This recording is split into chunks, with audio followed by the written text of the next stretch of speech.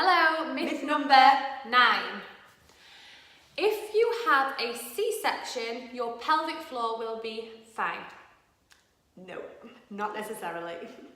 So, I always stress this, a weak or dysfunctional pelvic floor after childbirth pregnancy is not always solely down to pregnancy. Or pushing a watermelon out of a pee hole.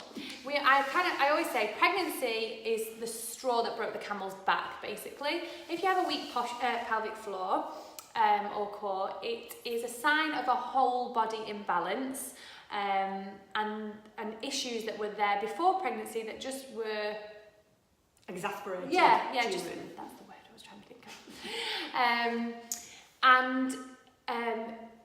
It's not just the pushing of the baby out of the vagina. Obviously that does have some effect, but it is also the carrying of the baby and the 9 months spent with all of that build up of what we call intra-abdominal pressure and shift in your centre of gravity, which causes a lot of bearing down on a pelvic floor.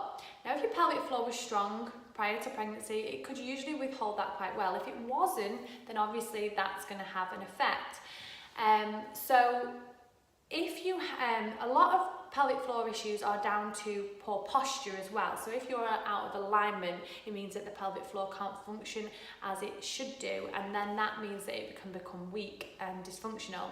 So it's not just the pushing of the baby out the vagina that causes issues. If you've had a C-section, you are just as likely, or maybe, and we need to find the stats on that probably, but you have a bit large chance of also having issues if you don't address your pelvic floor during and after pregnancy.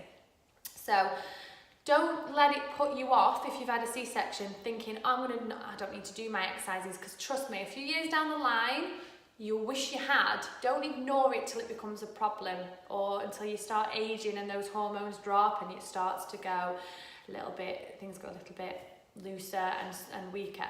Don't ignore it. Do something about it now, whether or not you've had a baby.